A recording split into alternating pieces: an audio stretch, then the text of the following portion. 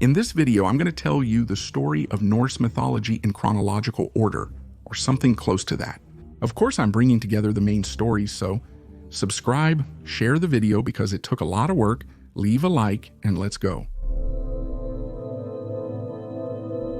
Long before thunder crossed the sky, long before the seas and the land were populated by giant monsters, there was nothing.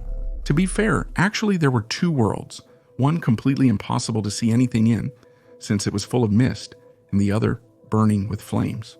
The first would come to be called Niflheim, the second would be Muspelheim, which from that moment on was already guarded by a fire giant with his shining sword. The primordial being called Surtur, and in Niflheim there was complete silence that was sometimes broken by the sound of the Well-Virgel-Mir. And between these two opposite worlds, there was a void called Nungaga. Into it flowed the waters of Niflheim, which came together until they formed large blocks of ice. This ice began to feel the primordial fire of Muspel. Gradually, the ice melted, giving birth to an enormous creature from this encounter. Taller than any giant that ever existed. It was neither man nor woman, but could basically be classified as both. This ancient being was a giant, and also an ancestor of the gods themselves, who was called Ymir. Ymir was not alone, because in that melted ice there also appeared a cow that kept licking the blocks of ice called Audhumla, whose milk Ymir fed on. From the ice licked by the cow, another creature began to appear, the man called Buri, who would be the first of the gods. While Ymir was resting, he gave birth to other giants, a woman and a man who were born from his left armpit. Bor ended up choosing a woman from among these giants of Mir, and they had a son who was called Bor. Bor joined with Bestra, the daughter of one of the giants, and with her he had 3 sons, Vili, Ve, and Odin. The 3 brothers grew up in the void and were always fascinated by the worlds around them, both the one of fire and the one that was covered by mist. But they couldn't go to them. Entering one of those worlds would surely result in their death. The 3 were stuck in Nungaga, the void. Staying there was not their desire, so they needed to find an escape. So the brothers got together and came up with a plan. They would have to kill Ymir in order to create a world the way they wanted. They waited for the giant to fall asleep, then stabbed him together. From the giants came colossal amounts of rivers of blood, which was salty just like the sea would become. It was such a huge amount of blood that they ended up killing several giants. And only one couple ended up surviving, who would become the ancestral couple of the giants that we should know about. From Ymir's flesh, the brothers made the earth. His bones were piled into mountains and valleys. The sweat and blood became the waters. The vault of the sky is Ymir's skull. The stars of the night are the sparks from Muspelheim, and the clouds are Ymir's brain. The world was made in the shape of a flat circle, surrounded by the waters that would come to be called the ocean. The giant couple who had survived the flood of Ymir's blood had reproduced. Odin and his brothers allowed them to form a kingdom far away, which they called Jotunheim. However, since they didn't trust the giants and also to protect themselves around the flat world, they ended up placing something like Ymir's eyelashes, and the place where they stayed inside they called Midgard. And Midgard was very beautiful, but still, there was no life inside it. There was no one to see the beautiful clouds, the gorgeous landscape formed by the extremely green grass and plants. The 3 of them walked everywhere looking for life until near the ocean, they found 3 logs floating in the water. The first was an ash log, a more flexible plant. The second was from Homo, extremely hard. The gods then took these 2 logs, carved them in the sand, and one by one blew life into them. The logs came to life, given intelligence and motivation by the vial. He came, sculpted the logs, and gave them all the human form we know, one being a man and the other a woman. They clothed them to protect against the cold. The man was named Aski, and the woman Embra.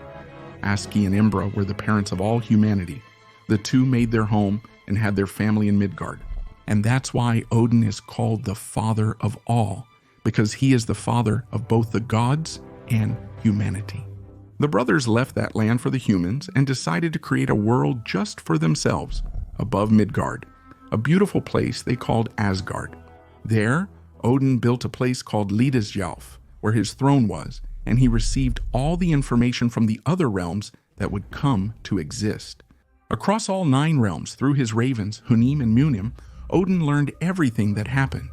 Over time, the other gods appeared through Odin's unions, with giants and other goddesses, but Odin's main wife was Frigga, and with her, Odin had Odir, who was the blind god, Bragi, the god of music, and Balder, the beautiful god. With the giantess named Jordi, Odin had his son named Thor, who received a belt called Meginjord and became a strong and powerful god of thunder with his chariot. But those were not the only gods who live in Asgard. On his journeys around the world, Odin saw a great warrior in a battle, and he was fighting against 10 opponents, and at no moment did he show fear. Odin became interested in him and took him to Asgard. His name was Tyr, and Odin made him his son and also the god of war. With these gods, the so-called Aesir, also lived Heimdall, son of 9 giantesses, and he stayed at the entrance of Asgard, near the rainbow bridge called Bifrost, watching to see if any troll or giant dared to invade the place. In Othuhai was the home of the giants and also the well of Mimir. Its waters bubble up from the depths of the ground, nourishing Yggdrasil, the world tree. Mimir, the wise one, the guardian of memory, knows many things, and he knows these things mostly because he always drank from the well of knowledge since he was very young. Every morning, he would take his horn, dip it into the waters, and take a sip. A long, long time ago, when the worlds were young, Odin put on his long cloak and his hat, and disguised as a wanderer, went to Nothungai in search of some of Mimir's waters. Because Odin knew that if he drank from those waters, he would also become wise. If there's one thing Odin likes, it's wisdom and knowledge. When Odin arrived there, he said he just wanted a sip of those waters, but Mimir said no. No one has ever drunk from them except for himself. Odin then said that he was Mimir's nephew, but being related still wasn't enough to achieve something of that magnitude. Odin really wanted those waters, so he asked Mimir for a price, and Mimir was very clear and direct with him. The price for Odin to drink from those waters was one of his eyes. He didn't even consider that Mimir might be joking. He just took a knife, removed his eye, and calmly placed it over the waters.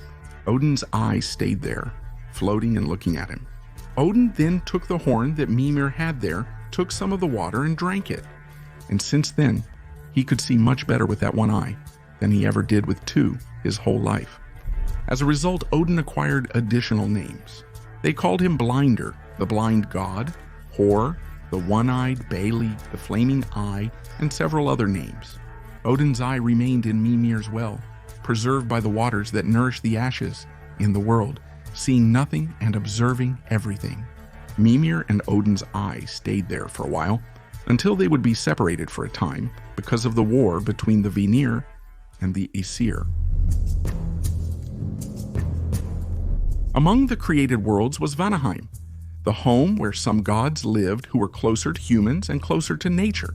These gods were called the Vanir. Among the Vanir, there was a goddess named Freya. Freya, a powerful goddess, practiced sager magic, which she used to travel to various places. Eventually, Freya arrived in Asgard using the name Aesir. The Aesir, seeing Freya's powers, were very enchanted and decided to use it. But soon they realized they were being corrupted by the power of this witch, since they gave up loyalty and wisdom in exchange for the witch's favors. They blamed Freya for their mistakes, calling her Gulve, meaning greed for gold. They attempted to kill her multiple times. They burned her 3 times, but she always rose from the ashes. But it didn't take long. And the Vanir ended up finding out what the Aesir had done to Freya. And that sparked a war between the 2 divine tribes. Since both sides were deities, clearly neither side could win. They were tied and eventually got tired of fighting. And to ensure peace, they decided to send hostages to both sides. Frey, Freya, and Njord went to Asgard with the Aesir, while Mimir and Ruinir, who was one of Odin's brothers, went to Vanaheim with the Vanir. Njord, along with his children, fit in well in Asgard, but on the other side, in Vanaheim, it was nothing like that. When Ruinir arrived in Vanaheim, he had to take on the role of local leader, which previously belonged to Njord, and he actually made a good impression because he always had great solutions for all kinds of problems. However, he was only able to do this because he had Mimir's advice by his side. When they realized that Vanir was actually just a simple guy, the Vanir got really annoyed.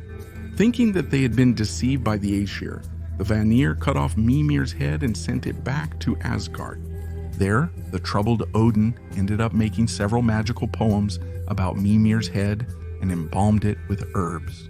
That way, it was preserved, and Mimir's head continued to give indispensable advice to Odin in times of need. Because of what had happened, a second war almost broke out, but they were too tired from the last one. The two tribes resolved to end their differences permanently. Instead of starting a new battle because of the tragic misunderstanding, each of the Vanir and the Aesir joined together and spat into a cauldron. From their saliva, they created Kvasir, the wisest of all the gods, as a way to ensure harmony between the two sides. Kvasir, although nicknamed the wisest of the gods, surpassing even Odin and Mimir, did not hold that title for long, since he did not survive long enough for it. Sometime after his birth, he decided to travel to various different places and meet all kinds of people. But at that time, there were two dark elves, also called dwarves, who lived in a fortress near the waters and practiced all kinds of magic and alchemy there. They were two brothers named Gjallar and Fjalar. The two heard that Kvasir was visiting a nearby city. When they met the god, the two invited him to visit their fortress. He accepted without any problems. They went down to the bottom of the place and said that Kvasir could spend the night there. But as soon as he fell asleep, Fjalar and Gjallar stabbed the god and collected his blood in a magical cauldron called Odrohir. There, they made a mixture of the mead of poetry, where whoever drank it would become extremely inspired. Those two didn't stop there. They ended up killing another giant named Gilling. But the son of this giant, named Sutungir, decided to confront those two dwarves as revenge for his father. The brothers, in exchange for their own lives, gave a cauldron of mead to Sutungir, who kept it in a mountain, where it was guarded by his own daughter named Gunnlod. Sutungir kept talking about this cauldron and boasting about having it. It didn't take long for this to reach the ears of Odin, who already had that insatiable thirst for knowledge and wisdom. So he set out for the land of the giants and disguised himself as a farmer and began to work for Sutungir's brother, Balg. One day, after finishing all his tasks, Odin asked Balg to give him a sip of the famous mead. Balgi even tried to convince his brother to give the servant a sip, but he refused. So Balgi opened a hole on the side of the mountain where the mead was kept, and through it he sent Odin, who took the form of a snake. He seduced Sutungir's daughter, and he spent 3 nights drinking mead. When he finished, he turned into an eagle, grabbed some of the mead, and flew away. Sutungir discovered the theft, transformed into a bird, and pursued Odin. Odin, in his eagle form, ended up spilling the mead wherever he went, and it landed on certain people, and those people would become poets. Arriving in Asgard, Odin let out a shout, and the other gods came to his aid, grabbed the container, and there, Odin poured the mead he was carrying. Sutungir, seeing this, admitted defeat and went back home. Among the Aesir lived the Jotun, who, despite being from the race of the mortal enemies of the Aesir and the Vanir, was accepted there by Odin because he surpassed all beings in the world in a specific kind of intelligence, cunning. And this is Loki, who was even accepted as Odin's brother because of a blood pact between him and the Allfather himself. He has some stories as a companion of 2 great Aesir gods, Odin and his brother Honir. In this case, this first story happens as follows. A certain man named Aesir, or Leir, lived on an island that is now called Leir Island, and he was deeply versed in black magic and set out for Asgard. But the Aesir had prior knowledge of his journey, and he was received with joy. But still, many things were done to deceive him with illusions of the eyes. And during one night, when it was time to drink, the agent had brought swords to the place, so bright that light radiated from them, and no other lights were used while they sat down to drink. The Aesir entered for the feast, and in the high seats sat those 12 Aesir who were appointed to be judges, being Thor, Njord, Freyr, Tyr, Handel, Bragi, Vidar, Vali, Ullr, Honir, Forset, Loki, and of course they also had the women Frigg, Freya, Kifion, Idun, Kadir, Sigyn, Fula, and Nana. That is why it is glorious for Aegir to look around his hall and see all those gods and also the walls there covered with beautiful shields hanging. There was also a fiery mead, copiously drunk in great gulps. The man sitting next to Aegir was Bragi, and they joined together in drinking and conversation. Bragi told Aegir about many things that had happened among the Aesir. He began the story at the point where 3 of the Aesir, Odin, Loki, and Ragnarok, left home and were wandering over mountains and forests. Food was very hard to find, but when they went down into a certain valley, a herd of cattle came by, and they ended up catching one and cooking it. When they thought it was ready, that it was mustn't, they put out the fire, but actually it wasn't ready after a while, after they had made a fire for the second time. Again, they realized that the meat still wasn't ready. So they ended up talking there and wondering what that meant. When, in the middle of the conversation, they heard a voice coming from an oak tree above them. And this voice made it clear that it was the one who had caused all of this. It was the one who had made the fire not work on the meat. They looked up and saw an eagle, and it was not small. Then the eagle said, "If you are willing to give me a part of the ox, then the fire will cook." They agreed to that, and then it glided above the tree and landed near the fire. It took 2 thighs and the shoulders of the ox.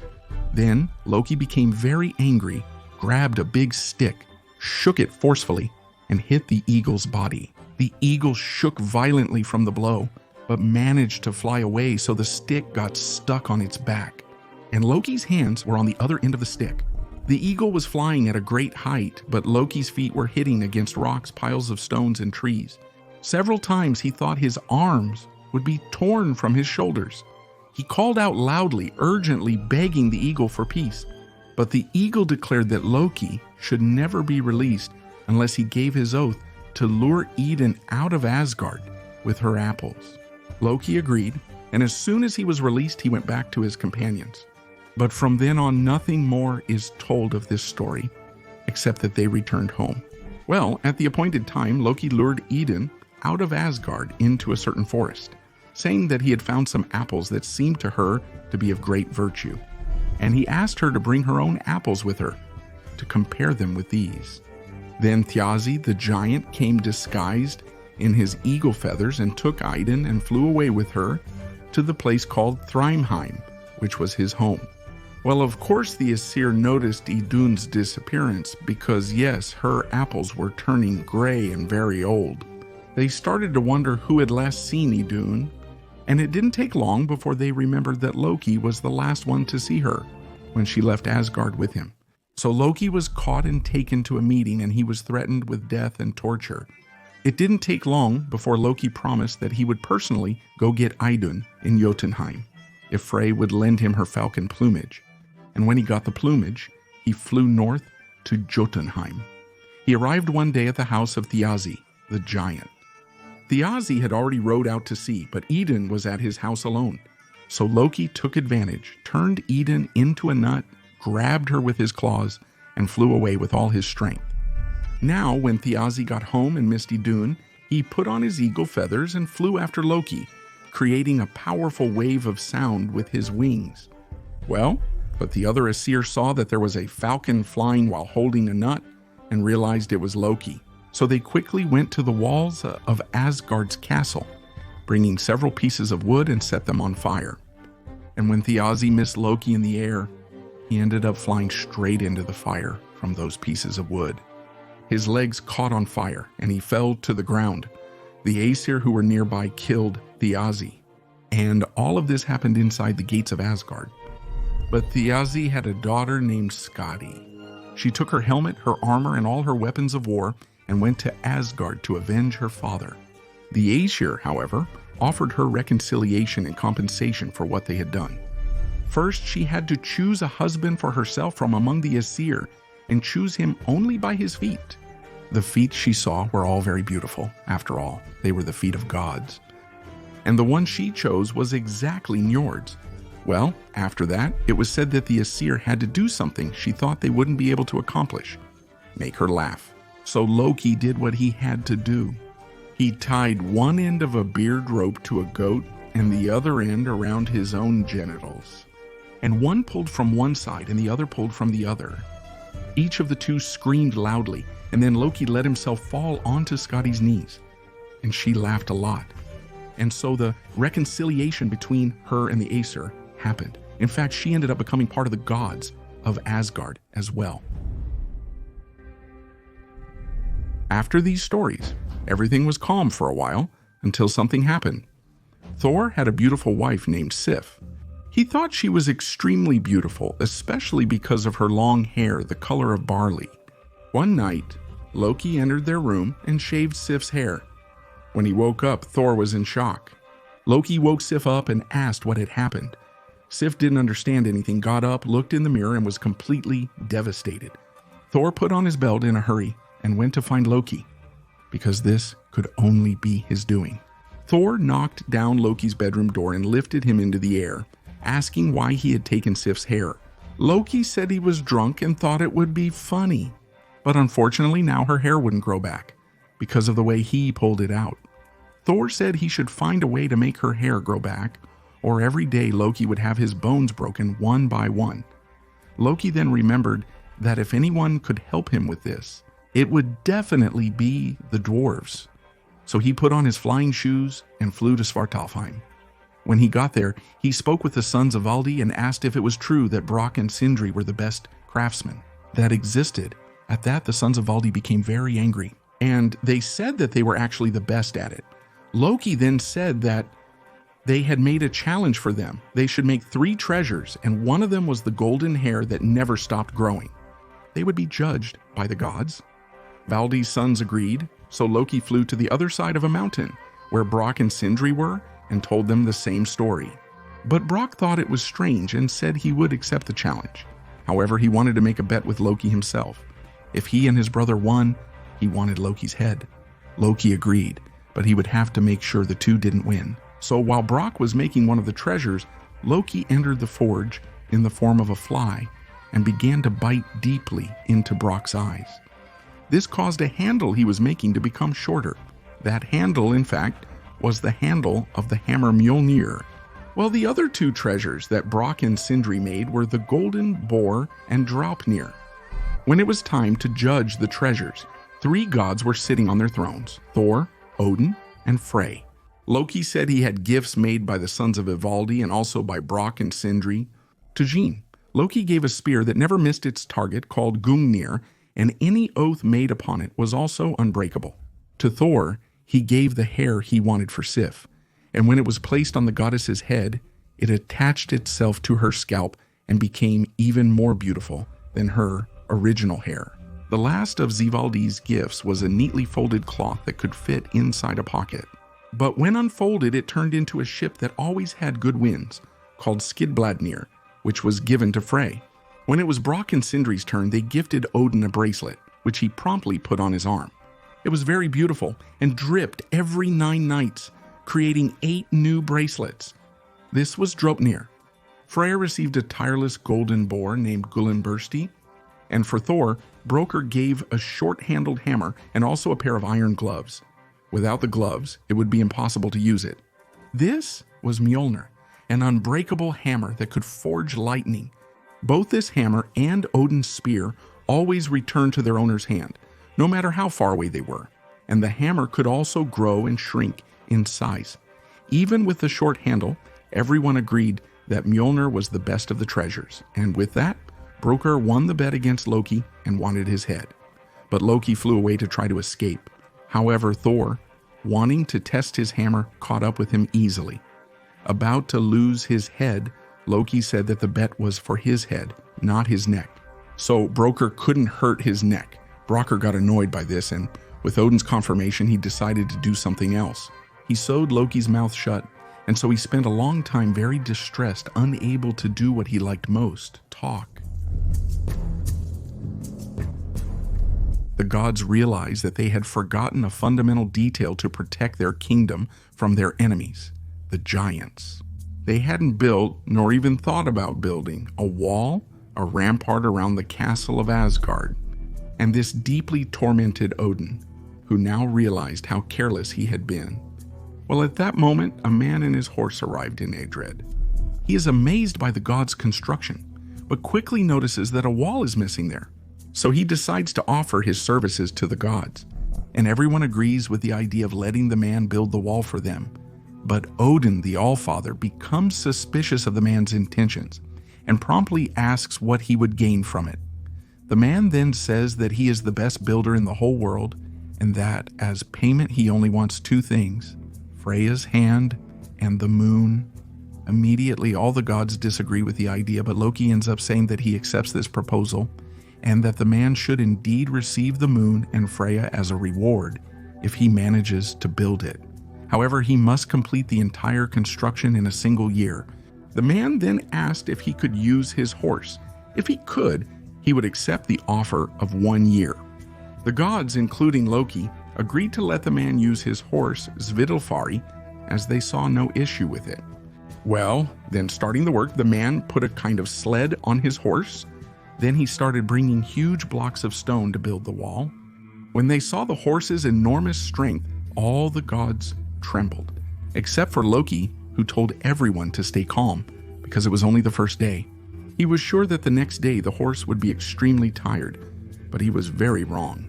Regardless of the weather conditions, be it rain, snow, or even fire falling from the sky, Ulfari remained tireless whenever you talked about him.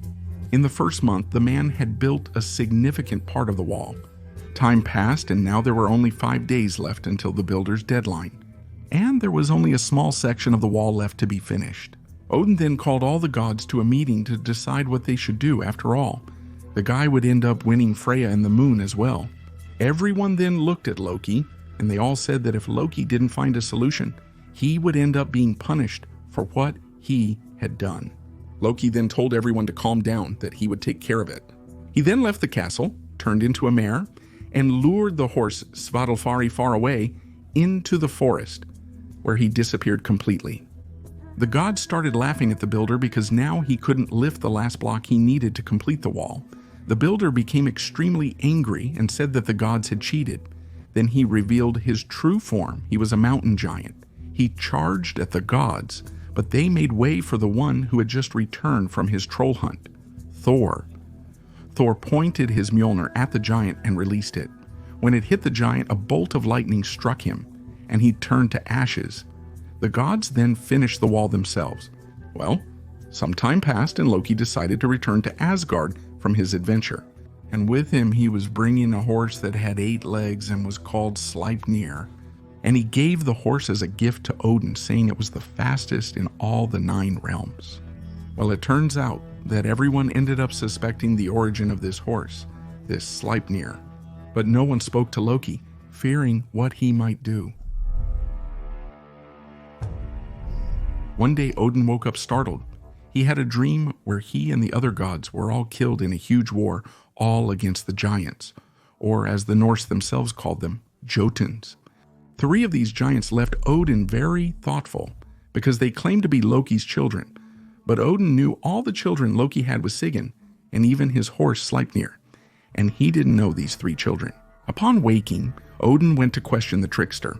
It turns out that even though Loki was married to Ambella Sigyn, he used to wander around Jotunheim, where he ended up meeting Angerboda, another giantess, and with her he had 3 children. Odin, worried about this, asked Thor and Tyr to go get the children. Thor and Tyr crossed Jotunheim until they reached Angerboda's castle, where they found the 3 children. An extremely venomous serpent named Jormungandr, a wolf named Fenrir, and a young girl who looked half alive and half dead, named Hela. For a reason they didn't know yet, Thor and Tyr calmly took the children out of Jotunheim, as if the giants wanted this to happen. They put the serpent on a pole so the venom wouldn't get on them, while the wolf and the girl walked beside them. When they arrived in Asgard, Odin immediately tried to deal with Loki's 3 children. He took the serpent and threw it into the waters that surrounded Midgard, and as the serpent fell into the waters, Odin watched with his one eye, wondering if he had done the right thing. Jormungandr would grow so much in those waters that it would encircle Midgard itself.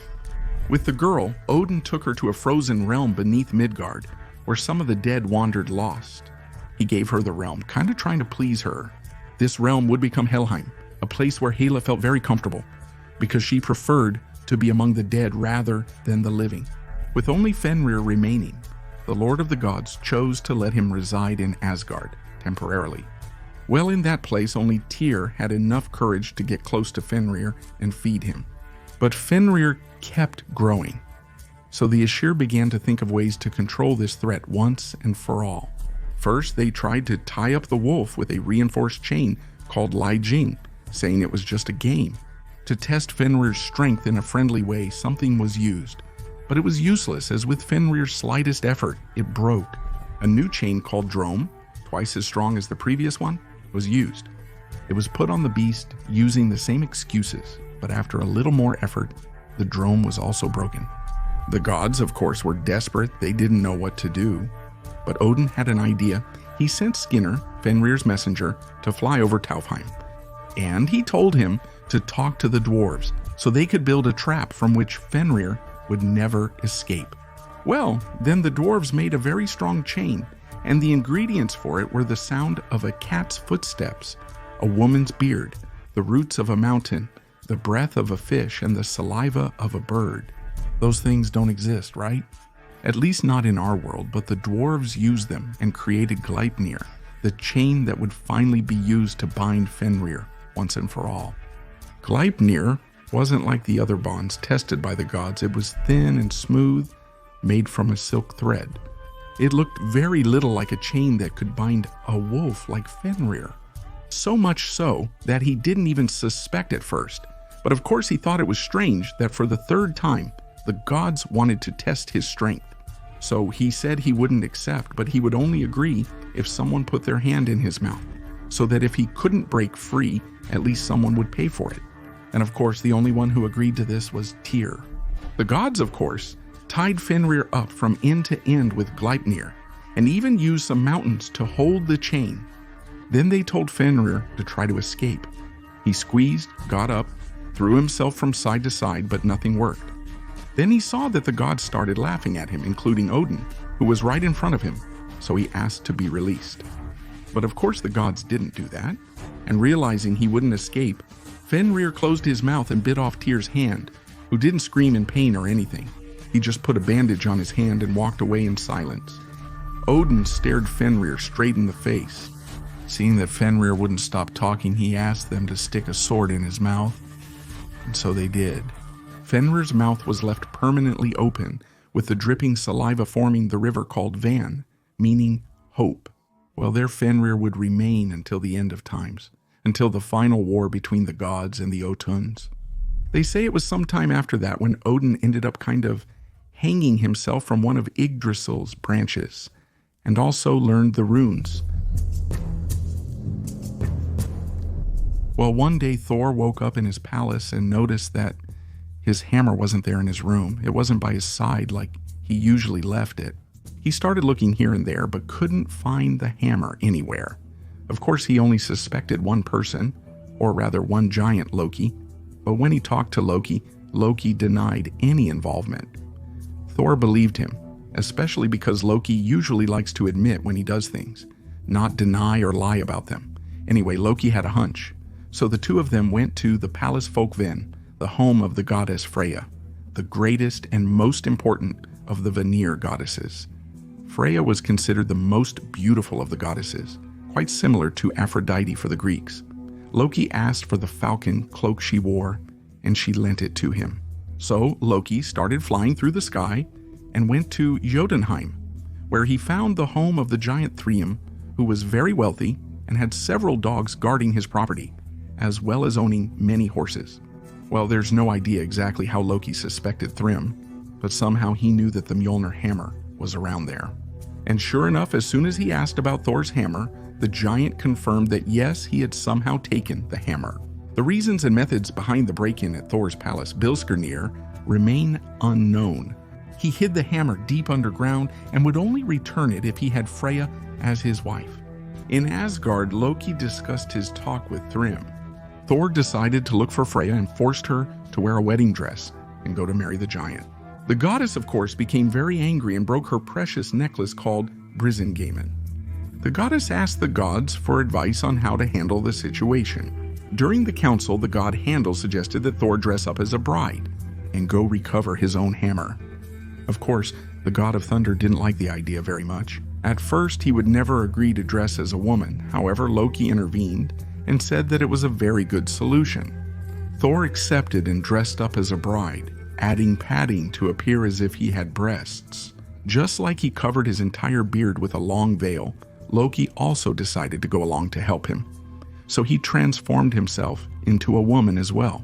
He started saying that he would be Freya's servant and was being sent to deliver her to the giant Thrym, and also to bring the hammer back. Thor and Loki got into the thunder god's chariot, and the two goats took us to Jotunheim. When they arrived, they saw that a big wedding feast had been prepared, and Thrym was waiting with his family and friends for the arrival of his great bride.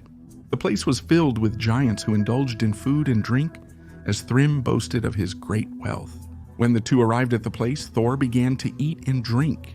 He basically ate an entire ox, ate salmon, and drank 3 barrels of beer. Thrym and the guests were somewhat frightened, as they hadn't anticipated the giant's bride consuming such a large quantity of food. Loki replied that the goddess hadn't eaten or drunk anything for 8 days because she was very anxious about her wedding. As the giant approached the bride, he noticed her red eyes, which he found strange.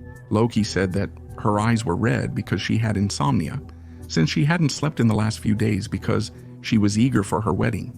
Thrym then ordered his sister to be called, and she brought the hammer to use it as a symbol of the consecration of their marriage. The giantess arrived bringing the hammer and handed it to the bride. And when Thor saw how Ronel was in his hands, he didn't waste any time. He took off his dress and went after all the giants at the party and killed them all. And then he went back home. Another story tells that Thor was flying around in his goat-drawn chariot, accompanied by Loki. They arrived one night at a farmer's house and were given lodging for the night. That evening, Thor took his goats and slaughtered both of them. After that, they were skinned and put into the cauldron.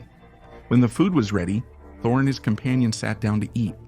Thor invited the farmer, his wife, and their children, who were named Jalvi and Roksva, to eat the meat with him. Then, Thor placed the goat skins away from the fire and said that the farmer and his servants should throw the bones onto the goat skins.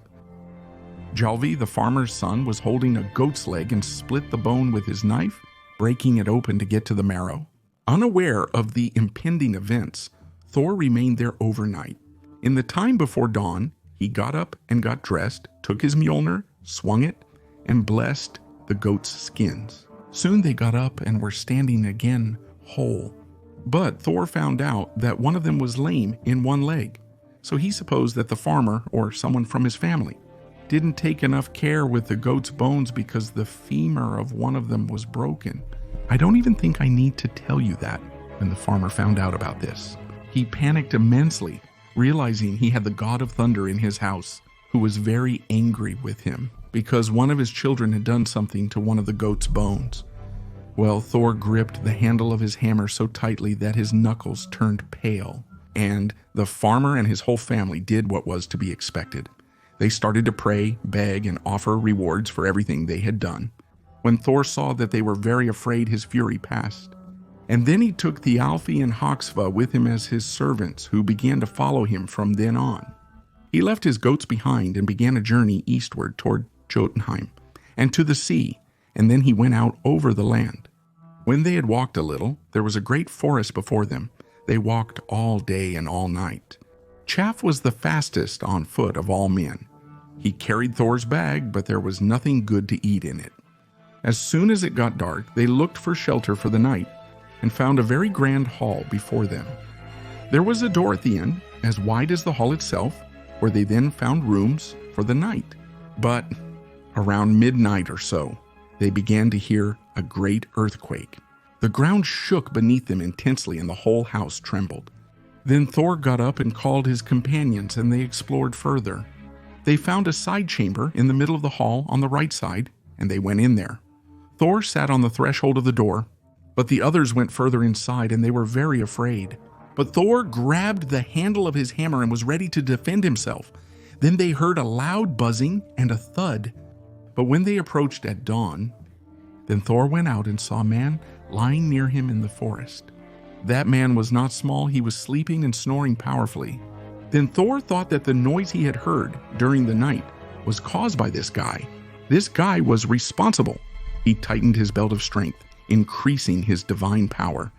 With his hammer, he struck a blow right in the middle of that man's head, but nothing happened. At that exact moment, the man woke up. For the first time, Thor seemed a little scared. He asked him his name. The man, named Screamer, said the one in front of him was likely Thor, the god of thunder. Screamer then looked at Loki and asked what he had done with his glove.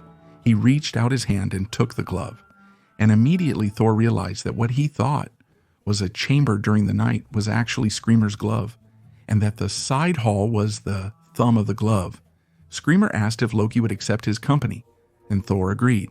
Then Screamer untied his bag and prepared to eat a morning meal, and Thor and his companions did the same elsewhere. But it wasn't long before the two groups joined together. Screamer put all his food in a sack and slung it over his back. He walked ahead of everyone during the day and took very long strides. But at the end of the night, Screamer found them a room under a great oak tree and told Thor that he was going to sleep, while Thor should prepare the food. While Screamer slept and snored, Thor took the food bag and got ready to untie it. But none of the knots would come undone. In fact, they only got tighter. Thor got so irritated by this that he grabbed Mjolnir and approached Screamer again while he slept and struck him on the head again. Screamer woke up and asked if a leaf had fallen on his head and also if they had eaten and were ready to sleep. Thor replied that they were about to sleep. So they went under another oak tree. In the middle of the night, Thor heard Screamer snoring and falling asleep quickly, so that he thundered through the whole forest. Thor got up and went to him, gripped his hammer anxiously and tightly, and struck a blow to the center of his crown. He saw that the face of the hammer sank into his head, and at that moment, Screamer woke up and said, "What is it now? Did a nut fall on my head? What are you doing, Thor?" But Thor quickly replied that he had just woken up. He said it was still midnight, and there was plenty of time to sleep. Thor then thought that if he could land a third blow, he would never see the giant again. He lay down and watched to see if Screamer was sleeping deeply. A little before dawn, when he realized Screamer had fallen asleep, he got up at once and ran over to him. He gripped his hammer and with all his strength delivered one of the strongest blows ever seen, right in the middle of the giant's temple. But Screamer sat up, stroked his cheek, and said, "Some birds must be perched in the tree above me. I thought when I woke up that some dirt from the branches had fallen on my head." "Thor, it's nearly time to wake up and get ready. You must journey to Utgard Castle. I heard you say that I'm a big guy, but what you'll see in Utgard are the tallest guys there are. Now I'm going to give you some good advice. Don't behave arrogantly, because the henchmen of Utgard and Loki won't tolerate such behavior from people so small. If you won't act that way, then return to your place of origin. I think it would be better for you to do that, but if you go ahead, then go east, while I have my own path to the north, to these hills, as you can see." Screamer grabbed the supply bag, threw it over his back, and separated from them to the other side of the forest. And it seems that the Aesir neither greeted him nor said goodbye to him. Thor turned to his path along with his companions and continued forward until midday. Then they saw a castle on a certain plain and bent their necks back until their heads touched their backs before they could see Thor. They went to the castle, where there was a grate in front of the gate, and it was closed. Thor went up to the grate and couldn't open it, but when they tried hard to make a way, they squeezed between the bars and entered that way. They saw a great hall and entered it.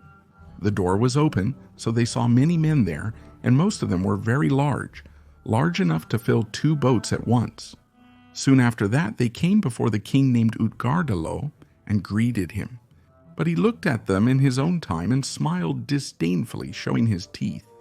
And he said, "It's late to ask for news from a long journey. But if I'm not mistaken, this boy is Thor, isn't he? However, you might be more powerful than you seem to me. What kind of achievements are these that you and your companions think you're ready to compete in? No one can stay here with us unless they know some kind of skill or cunning that surpasses most of my men." Then Loki came last and said, "I know a trick that I really want to try. There's no one here who can eat your food faster than me." Then Loki's host replied, "That is indeed a feat, but it must be put to the test."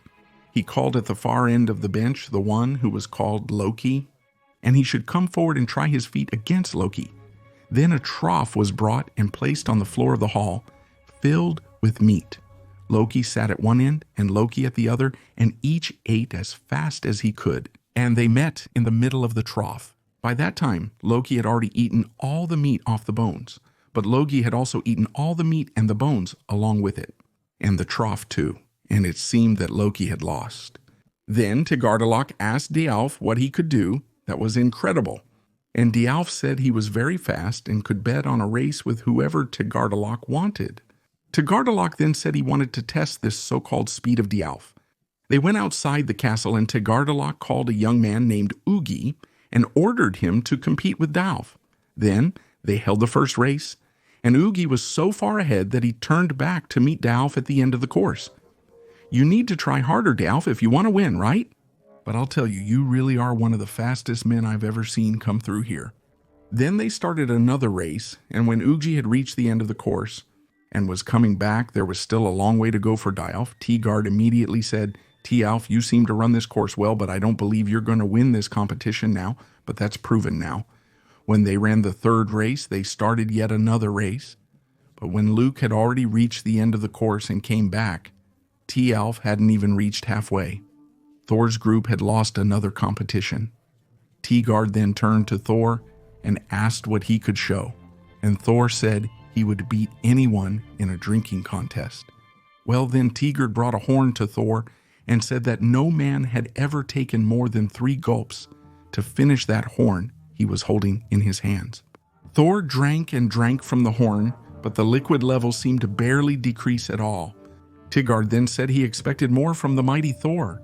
Thor tried to drink again, and he drank and drank until he was almost out of breath. And he looked inside the horn. The contents of the horn seemed to have decreased a little more, but still nothing substantial. He made another attempt, but failed again. He lost the bet as he couldn't drink the entire horn. Thor was humiliated, so he turned to Tigard and asked what other games he had to offer. Tigard started teasing Thor and said he expected him to be more of a man. Then he grabbed a gray cat that was there in the hall and told Thor he wanted him to try to lift it. Thor laughed and quickly went to try to pick up the cat, but he couldn't even lift it off the ground on his first attempt. The cat felt as heavy as the world. He adjusted his belt, tried again, and could only lift the cat's front. Humiliated after losing yet another bet, Thor asked Hortigarda if anyone there wanted to fight him. He said he would defeat anyone. So Hortigarda called over an old lady who was sitting in the corner and said her name was Ellie, and Thor should face her in a fight. In this battle, Thor fought tirelessly, but ultimately ended up on his knees before the old lady. Completely defeated, Thor and his companions went to bed in silence. The next morning, when they got up and were about to leave the castle, Hortigarda appeared and went to greet Thor for his great deeds. Thor was utterly confused and humiliated. Then Hortigarda revealed something. He said that since the forest, everything Thor had gone through were illusions created by himself, or that giant whom Thor couldn't kill with his hammer strikes. In fact, each hammer strike that Thor delivered actually hit mountains, not a giant. That bag that Thor couldn't untie was tied with iron, and Thor didn't know how to untie iron. Log, who had beaten Loki in that eating contest, was actually the wildfire itself. Ugg, who had beaten Dialfin several times in the race, was actually the very thought of Utgard. That horn that Thor couldn't finish drinking from was actually connected to the ocean itself or to the sea itself. That's why he could never finish it. The cat that Thor tried to lift was actually Jormungandr, the Midgard serpent. And Thor even managed to lift the front of the serpent, but not the whole thing. That old woman Thor fought against was actually old age itself. That's why he couldn't complete any of the challenges. Thor, upon hearing this, got very angry, grabbed Mjolnir and turned to hit Utgard on the head. But the king had disappeared. So Thor, with his companions still a bit confused, had to return to Asgard. Well, there is a god who isn't so well remembered in Norse mythology, right? Well, at least he wasn't, right? Now, because of Grifor, he actually is, which is Frey. Frey, he is the most powerful, along with Freya, among the Vanir gods. That's mainly due to a sword he has, or had, as you'll discover in the story. It was such a powerful and good sword that it practically fought on its own. Frey didn't have to do anything. And as you also saw in previous stories, he had Skidbladnir, right? Which was the foldable ship. It wasn't the biggest ship in Norse mythology, right? Because in that case, there's Naglfar, which is the ship of the dead. But still, it was quite a ship. In other words, Frey had a lot of things. And besides that, he was also the leader of Alfheim, the home of the Light Elves. And there he had Skinner, a light elf, and his best friend, or rather his best servant, of Frey. One day Frey asked Skinner to get the Gwillimburst, which was the golden javelin, and go to Asgard. When they got there, they went to Valhalla, which was Odin's great hall, and there they found the Einherjar, who were the guys that ended up dying in the middle of battles and became part of Odin's army. There were many there. There must be a lot of them, commented Skinner, who had never been there before. Yeah, really? Replied Frey. But there are more to come, and even more will be needed when we face the wolf. They heard the sounds of battles as they approached the fields around Valhalla, the clanging of metal striking metal, and the dull noise of metal piercing flesh. As they watched, they saw mighty warriors from all ages and places in battle, all evenly matched and wearing battle gear, each giving their all in every fight, until half of them were dead on the ground. Enough, exclaimed a voice. The battle's over for today. With that, those who were still standing helped the dead leave the courtyard. Their wounds healed under the gaze of Frey and Skinner, and the warriors mounted their horses. All the soldiers who fought that day, whether winners or losers, rode to Valhalla, the hall of the honored dead. Valhalla was a huge hall. It had 540 gates, and each one allowed 800 warriors to pass through side by side, and it housed more people than the mind could conceive. In the hall, the warriors cheered when the feast began, eating boar meat served in a huge cauldron. It was meat from 6 reamer. Every night they feasted on its meat, and every morning the monstrous beast was reborn again, ready to be slaughtered later, to give life and its meat to feed the dead. No matter how many of them there was always enough meat, and the soldiers helped themselves to mead. So much mead for many warriors. Where does it come from? Asked Skinner. It comes from a goat called Heidrun, Frey explained. She lives at the top of Valhalla and eats the leaves and trees of what we call Lehad, which is what we call the root of Yggdrasil, world tree. Instead of giving milk, she gives us mead, which is the best there is, always providing enough for all the warriors here. The two walked up to the highest table where Odin was sitting. The Allfather had a bowl of meat in front of him, but he wasn't eating. He would spear the pieces with a knife and throw them on the ground for one of his wolves, the fierce warrior. 2 ravens were perched on his shoulders, and he would give pieces of meat to the birds as well, while the animals whispered to him about things happening far away. He's not eating, whispered Skinner. He doesn't need to, replied Frey. He drinks. He only needs wine and nothing else. Come on, we're done here. Why did we come here, my lord? Asked Skinner. Because I wanted to make sure that Odin was here in Valhalla with his warriors, and not in his own hall sitting on the Isli Jalv, the observation point. Let's enter Odin's hall. Frey ordered. Wait here. Frey entered Odin's hall alone and sat on Isli Jalv, Odin's throne, where he could see everything that happened in the 9 worlds. Frey looked at the worlds, looked to the south, the east, the west, and did not see what he was looking for. Then he looked to the north and saw what was missing in his life. Skriniar was standing near the door when Frey left the hall. On his face, he saw an expression that the servant had never seen before, and he was even afraid. They left the place without talking. Frey drove the carriage pulled by Gullinburst back to his father's hall. He didn't speak to anyone when they arrived, not even to Father Njord, who is the master of all who follow the seas, nor to his stepmother Skadi, the Lady of the Mountains, nor to anyone else. Frey just went to his room with an expression as dark as midnight and stayed there. On the third day, Njord summoned Skinner, stating that Frey had been there for 3 days and nights without eating or drinking anything. Yeah, that's true, agreed Sermon. What did we do to make him so angry? Asked the Vanir god. My son, who was always kind and full of wise and gentle words, doesn't say anything anymore. He just looks at us with fury. What did we do to upset him? I don't know, replied the servant. Then you need to go find him and ask what's going on, ordered Njord. Ask why he is so angry that he won't speak to any of us. I'd rather not do that, said Skinner. I'm sorry, sir, but I cannot refuse your orders. Freya has been acting strange and gloomy lately. I'm afraid of what he might do if I ask. Ask him, said Njord, and do what you can for him. He is your master. And Skinner of the Light Elves went to Frey, who was looking at the sky. His face looked somewhat gloomy and tormented, but Skinner without hesitation approached and asked, Frey, called the servant. Frey didn't answer. Frey, what happened? Are you upset down? Did something happen? Frey explained that he was being punished for sitting on the sacred throne of the father of all, Lidskjalf, believing he had the right to do so. As punishment, his happiness was taken from him forever, and he continues to pay for his crime. When asked what he saw, his voice sounded empty and distant. Frey was quiet. Skinner thought the master had sunk into a troubled silence, but after some time, God answered. I looked north and saw a shelter, a splendid house, and a woman walking toward it. I had never seen anyone like her with the way she walked. When she raised her arms to unlock the door, the light reflected off her shimmering skin, illuminating the air and brightening the sea. In her presence, the world is more beautiful and brighter. Then I turned away and saw her no more, and my world became dark. Desperate, empty, who is she?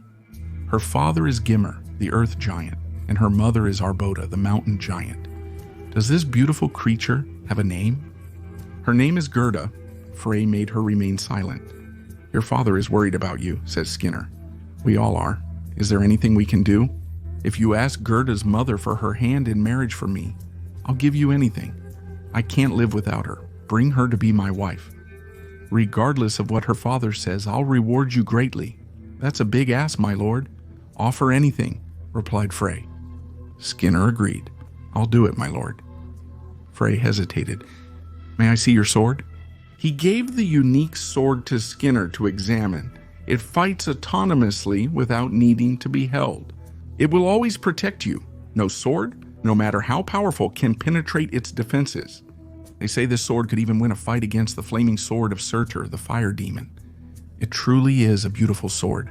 If you want me to bring you Gerda, this sword will be my reward, Frey agreed. He gave his sword to Skinner, along with a horse to ride. Skinner traveled north until he reached Gymir's house.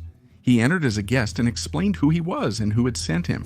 He told the beautiful tale about his master, Frey.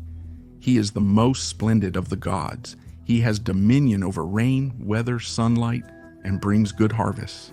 He grants peaceful days and nights to the people. He takes care of humanity's prosperity and abundance. Everyone loves and worships him. He told the tale about Frey's beauty and his power. He spoke of the wisdom of the Vanir god. And finally, he spoke of the love Frey felt for her, how he had been struck in the heart by a vision of her, and that now he did not eat, sleep, drink, or even speak anymore, and would remain that way until she agreed to be his wife. Gerda smiled and her eyes shone with joy. Tell him that I accept. She will meet him on the island of Para for the wedding 9 days from today. Go and tell him that. Kenny returned to the Hall of New York. Before he could get off his horse, Freya found him even paler and weaker than before, had left him, and then, What's the news? Asked the god. Should I rejoice or fall into despair? Gerda has agreed to marry you 9 days from today on the Isle of Bara, said Skinner. Frey looked at his servant without even a hint of joy. My nights, yes. They last an eternity. 1 night is far too long. 2 nights are even longer.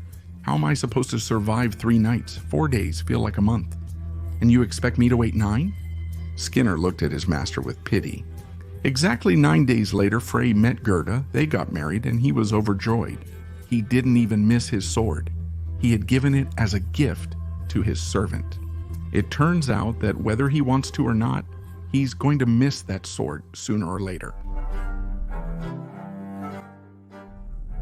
Thor wanted to face the mighty Midgard serpent one-on-one, so he disguised himself as a boy and set out for the land of the giants, arriving at the house of a man named Himmler who used to fish in the great ocean. The boy asked the giant to take him along on his next fishing trip. Ymir at first refused, but Thor insisted so much that the fisherman eventually agreed. Looking for bait worthy of the fish he so wanted to catch, the god ended up finding a herd of cattle, cut off one of their heads, and used it as bait. Thor jumped into the ogre's boat, and the two of them started rowing. Soon they reached a place where Ymir used to fish, but Thor didn't want to talk. He kept propelling the boat deeper and deeper. The giant was already getting a bit scared. He warned that they were getting close to the waters, patrolled by Jormungandr, and that it was better to turn back. Excited by the information, Thor rowed even harder, until Perun hooked the bull's head and threw the bait into the sea. It didn't take long, and Thor got what he wanted. The serpent swallowed the bull's head, and Thor began to pull the line, digging his feet into the bottom of the boat and actually broke the bottom of the boat. And then a tug of war began between the world serpent and the god of thunder. Soon Ymir began to notice the serpent's poison bubbles. Thor and Jormungandr finally looked each other in the eye. But Ymir got terrified and cut the fishing line with a knife for Thor and Jormungandr, who fled into the depths. Frustrated, Thor still punched the giant in the ear, sending him headfirst into the sea. And then Thor struggled back to dry land. One day, Balder, the most beloved and beautiful of the gods, woke up frightened after dreaming of his own death. So he went to talk to the other gods about it. But his mother Frigg was so scared that she decided to prevent any chance of her son getting hurt. So she went around asking everything and everyone to promise never to harm Balder. And everything and everyone promised except for a plant called mistletoe. Frigg thought that this little plant wouldn't cause any trouble, so she decided to return to Asgard and told the other gods what she had done. So everyone decided to celebrate by throwing things at the now invulnerable Balder. However, Loki became very jealous of the attention Balder was receiving, and he knew that mistletoe could hurt him. So he took one of those plants, made an arrow, disguised himself, and went into the party. He approached Hodr, who was the blind god, and gave him an arrow, saying he would help him hit Balder and join in the game the gods were playing. But when the arrow hit Balder, he fell dead on the ground. All the Aesir looked very frightened. They knew that Balder's death was the worst thing that could happen. Then Odin gave his horse Sleipnir to Hermod, who was his son, so he could go to Helheim and ask for Balder back. Mordgood, who was the name of the maiden guarding the bridge to Helheim, asked Hermod what his name was, what his race was, and what he was doing there among the dead. Hermod, after telling her what was happening, was allowed to pass and went to speak with Hela to ask for Balder. But she said she would only send him back if all living beings cried for him, to prove that he was truly loved. When they heard about this, the gods sent messengers throughout the world and everyone cried, except for a giantess in a cave. It didn't take long for them to discover that this giantess was actually Loki. The gods went after him, and Loki tried to disguise himself as a fish in a pond, but he was soon discovered by Odin and his eye.